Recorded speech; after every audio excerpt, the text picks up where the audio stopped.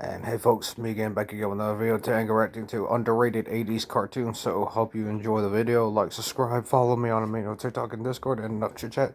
Let's begin, shall we?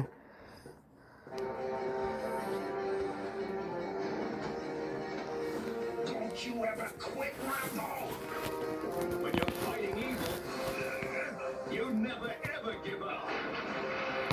12 insanely underrated 80s cartoons that ended too soon. The 80s was a sacred decade for cartoon enthusiasts. Kids growing up in that era would eagerly wait for the Saturday mornings and weekday afternoons for some of the best cartoon shows ever created. Good afternoon. Dungeon Master, what are you The doing? Dungeon Master! These shows shaped an entire generation and are terribly dear to the fans even after all these years. In this video, we will Sorry take you about for a that. heavy dose of nostalgia as we bring you some of the lost gems from that era. They might not have been on for very long, but they typified some of the best memories of our childhood. Enjoy a slice of the golden history of cartoons. Before we go into our list, we have a very small request. If you like our content, please support us by subscribing to our channel. This is a small click from you, but it means a lot to us. Thank you. Let's begin.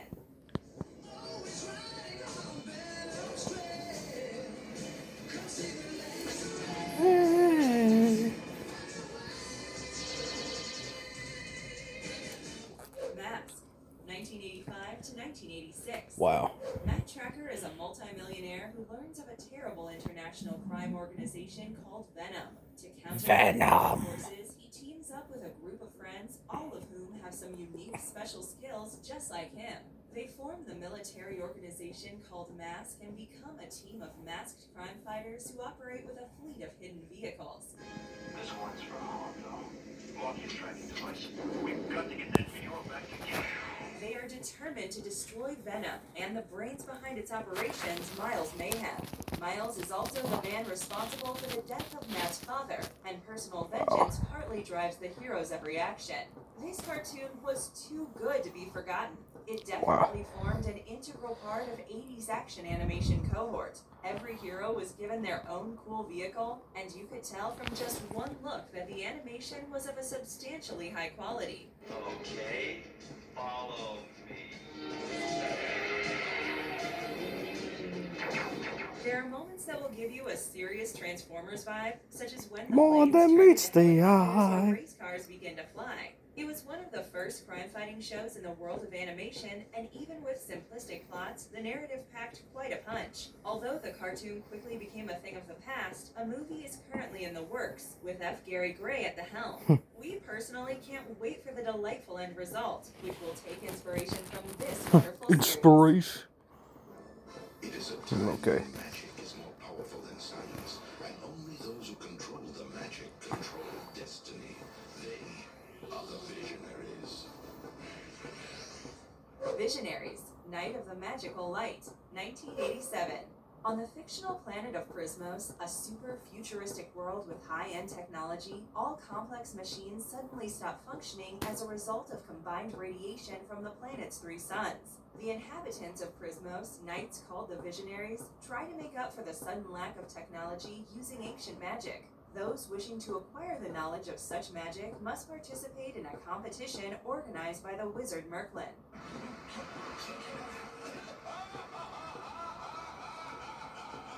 But the Visionaries are divided into 2 factions, the evil Darkling Lords and the heroic Spectral Knights, and the 2 rival groups wage war against each other relentlessly. This is an overlooked 80s classic, which deserved way more appreciation than it received. The complex plots were a welcome change from other basic stuff on offer, and the dialogue wasn't cheesy like some of the other shows of that era.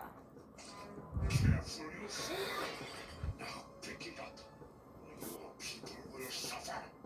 It was fascinating to watch the Spectral Knights fight the evil Darkling Lords, and the use of various magical elements added to the show's mystery. The funny, dark, and captivating episodes were supported by top-notch voice acting, particularly by those playing the captivating villains. The animation left nothing to complain about, and some stunning transformation scenes featuring men turning into beasts were pulled off effortlessly. You were in that cell. The The saddest thing about this show was that it lasted a mere 13 episodes before being Wow. taken off the air. Perhaps this amazing series was way ahead of its time and suffered the consequences. Build some production.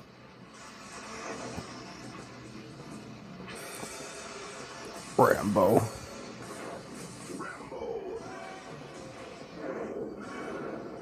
Rambo, 1986. Just an ad, people. Just an ad. It'll pass.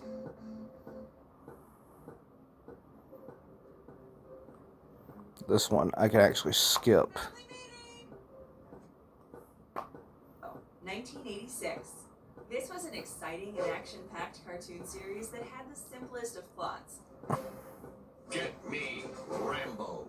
It was all about how Colonel Trotman managed to convince John Rambo to lead a special unit to counter the sinister activities of Savage, a deadly terrorist outfit. This group specializes in spreading anarchy, violence, and doom, and the narrative captures the heroics of Rambo and his team as they fight against this menace. This is a different version of Rambo than you're used to seeing in the movies. He was pretty much a savage with no remorse for his violent deeds, but here he is keen on saving lives and has much more of a heart. It's called the right thing to do. Try it sometime.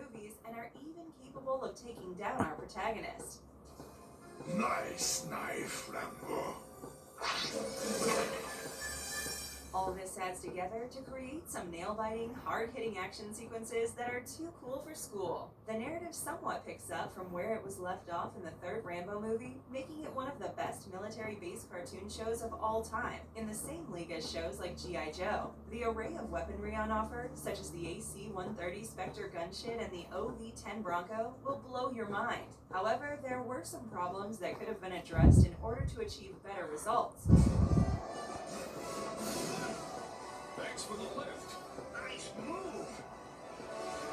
The animation lacked fluidity and vivid colors, and this ruined the experience a bit despite some impressive character designs. The marketing strategies were questionable, and this is probably what led to the downfall of the series, even though it had so much potential. It's not easy to turn a hardened, violent character into something suitable for children's entertainment, but the writers took on the challenge and aced it like They were sitting on a pros. gold mine here. Robocop, heck yeah! Ba-da-da-da-da, ba-da-da-da-da, ba-da-da-da-da-da. 1988. This The late series 80s. took the original Robocop movie and reprised the character of cyborg cop Alex Murphy. Stop to the crime wave that has been plaguing the city thanks to the cybernetic super cop. Old Detroit is safe once again. He continues his fight to save the city from the notorious evil elements, and in the process, he starts to reclaim some of his humanity. The makers added some sparks with characters like Officer Ann Lewis, who seemingly has a crush on Alex, and hardened cops like Lieutenant Roger Hedgecock, who wants to see the likes of Alex terminated. Against all odds, Alex continues to serve sincerely in the line of duty and tries to uphold the law. Don't go in expecting the same narrative as the movie because the makers changed quite a bit around here. For instance, Robocop here is faster and more agile than in the film. Wow, that's an improvement. You were under arrest. Technological advancements are also far greater. Lasers are used instead of Boom, guns. boom, boom, boom, boom, boom. Clarence Boddicker and his gang are not dead. The cartoon series obviously couldn't use the same kind of violence that was in the movie, and therefore the narrative was a bit twisted. It was still more mature than some of the other shows of that time. This was one of the reasons that the popularity of the show died out pretty soon. The voice actors deserve a special mention for some splendid work, and the animation does justice to their efforts. Overall, if you're okay with the idea of eliminating much of the violence found in the Robocop film, this will be an interesting cartoon show to check out.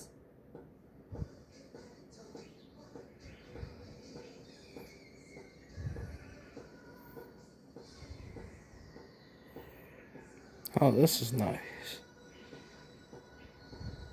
Silverhawks, 1986. The Silverhawks are cyborgs with mechanical body parts who were recruited by Commander Stargazer to fight the evil forces headed by an escaped alien mob boss. Very well then. Good flying. Silverhawks. The Silverhawks have bionic bodies, covered with armor that is retractile protective masks and laser weapons. They are led by the Quicksilver and his Metalbird companion. There's also a mathematical genius by their side, and this diverse group tries to fight the notorious gang. This is an underrated cartoon gem from the 80s, and those who judge the questionable science in the show seriously lack a good imagination.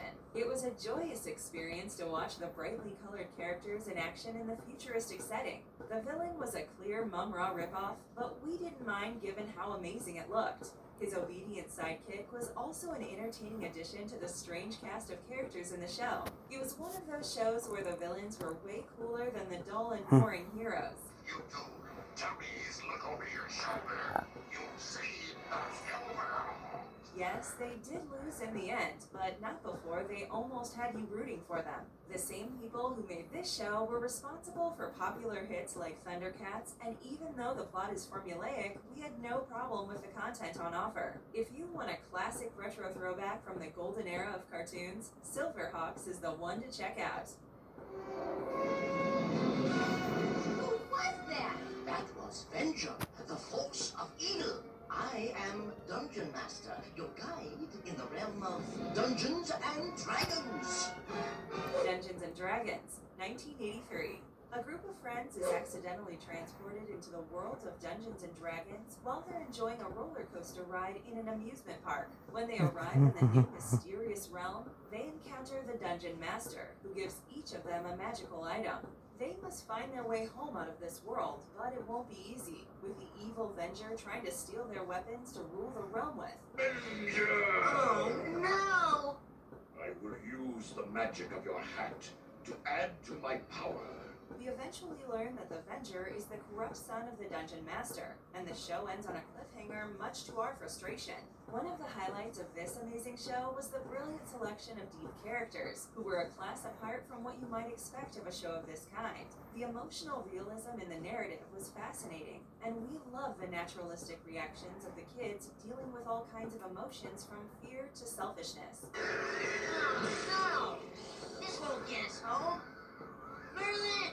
The plots were pretty intense and fast-paced, and throughout the 27 episodes, the storytelling was never found lacking. As we have already mentioned, the premature ending was pretty disappointing, a result of the show being randomly canceled. For many, this was one of the best animated shows from the 80s, and it's a pity that we never got a final episode. The Void.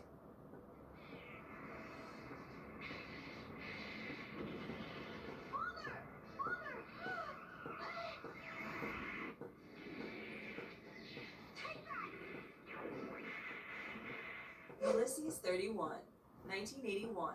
Ulysses is a famous space explorer in the 31st century. He wishes to return to Earth to be with his wife, but while returning, his son Telemachus is kidnapped. Ulysses destroys the kidnappers, but incurs the wrath of the ancient gods of Olympus.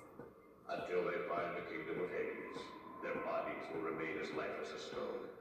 Now he must find the kingdom of Hades and defend against the combined forces of the gods. Can they ultimately find their way to the Earth? I will discover the kingdom of Hades and the route back to Earth, I promise you. Don't cry. Good cry. There's a charm about some adventures, which makes you feel like part of the journey. This animated series does just that, and it is a terrific French-Japanese production that deserves more appreciation. The idea of offending the Greek gods in a futuristic world is pretty innovative, and the series introduces you to some of the best ancient mythologies through its intriguing narrative. The thought-provoking storylines have a unique style of presentation, which makes them seem like a perfect adaptation of Homer's works. The animation might look dated now, but back then the art was phenomenal. So was the score and even the catchy theme song.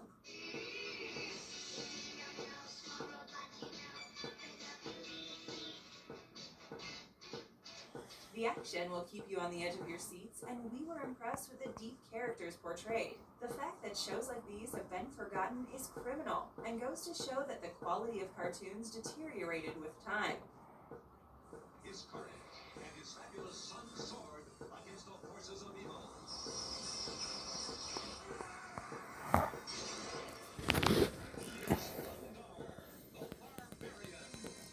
Thundar the Barbarian, 1980. This animated series is set in a post-apocalyptic wasteland where wizards and magic prevail. The moon has been broken in places due to the trajectory of a runaway planet, and the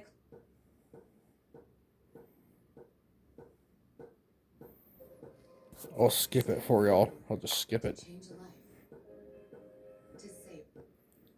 The moon has been broken in places due to the trajectory of a runaway planet, and the climate and geography of the Earth has been changed forever as a result. Thundar is a mighty warrior who roams the Earth on horseback along with his companions. They fight evil wizards, mutants, and various other threats like the Brotherhood of Night. Thundar has the Sun Sword, which has a powerful energy blade that helps him destroy his enemies. I see you haven't lost your sense of humor, Ariel. I hope you've got an escape route plan. His adventures form the basis of this engaging series, which never got the recognition it deserved. This was one of the finest sword and sorcery cartoon shows back then, entertaining audiences with some fantastic plots. The adventure in the stories was enough incentive for the kids to get hooked on the narrative. Comic book greats like Martin Pasco and Steve Gerber were involved in the writing, but the network censored the fight scenes quite heavily. This Saturday morning gem had everything.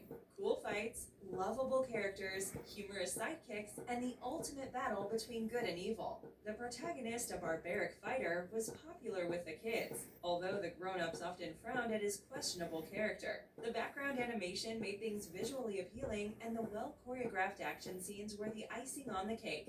They even released action figures of the characters to capitalize on the show's popularity, but after a time, the show got canceled, leaving only 21 episodes for us to enjoy. Unaware that at the same moment the evil Emperor Krulos was plotting to capture the Step Crystal with his own grotesque Rulan forces. And so, the battle continues in a new place and time with Dino Riders. Dino Riders, 1988. Can conquest stories be adorable? Well, Dino Riders certainly was, with its tale of the peaceful Valorians whose land was invaded by the predatory Rulons. A group of the Valorians planned an escape in their spaceship, but ended up 65 million years back in time in a world inhabited by dinosaurs. The Rulons followed them there as well. While the Valorians used their telepathic skills to communicate and befriend the dinosaurs, the Rulons used their own special powers to control them. You are grounded, Valorian. Eventually, it all boiled down to a showdown between good and evil, with the dinosaurs coming to the assistance of their Valorian friends. No prizes for guessing who won. Many people remember Dino Riders as a glorified toy commercial that was aimed at selling overpriced plastic dinosaurs to young children. While this is not completely false, there was so much more to this entertaining show, even if it did only last about 14 episodes. It was fun to watch the dinosaurs in their battle gear, equipped with missiles and lasers.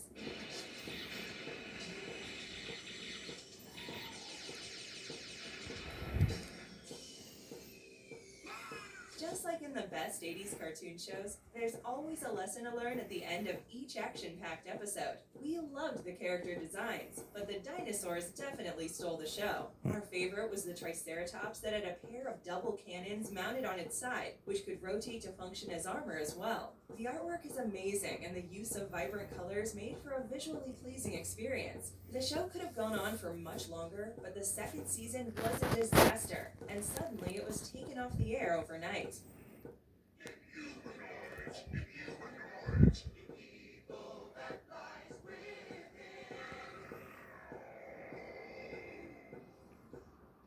In Humanoids, 1986. A team of scientists called Earth Corps specializes in subterranean exploration. Their simple life is disrupted, however, when they discover a horde of evil monsters from below. These creatures, called the Inhumanoids, teamed up with a notorious traitor named Blackthorn Shore and started attacking the world. As the threat grew worse, the Earth Corps and their alien allies became the first line of defense against the invaders.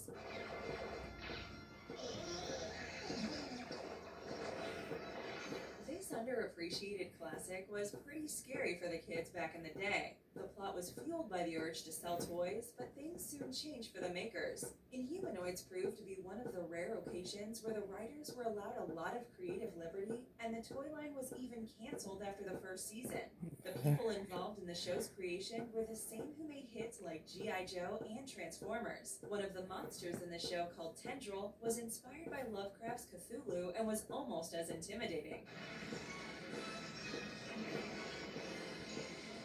Even some parts of the plot were inspired by his stories. The animation seems ahead of its time, and the background designs of the ancient civilizations are stunning. It would have been even better if the plots were made a tad darker in nature, but then the show had to cater to children. Overall, it was an entertaining watch. It's that called was adult fun while it audience for a lasted. reason. Brutal and cruel attack with spy dragons. These are the Sectars, the warriors of Symbion. Sectars, 1985. On a planet named Symbion, a lab experiment went horribly wrong, creating dangerous insect-like mutants. The creatures formed terror troops led by spy Drax and went on the attack. Just as the forces of good seemed to be overwhelmed, scientists put together a unique humanoid race called the Sectars to fight the mutants and save the universe from impending doom.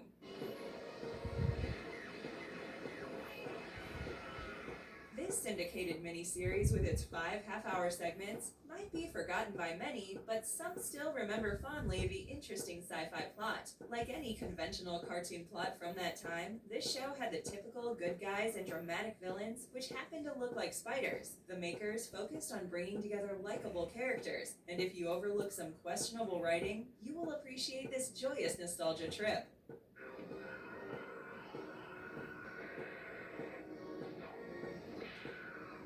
The plot incorporated some elements of Greek mythology, making for a pretty interesting narrative. The medieval weapon combat and well-choreographed shootouts and aerial assaults were consistent treats for action lovers. The show intended to replicate the success of He-Man, going so far as to release a toy line shortly after its release. But of course, that didn't quite work out, and after only 5 episodes, we never heard from Sectars again. Hope y'all do enjoy the video. Like, subscribe, follow me on the main TikTok and Discord, and God bless y'all for it. And I'll see you next video.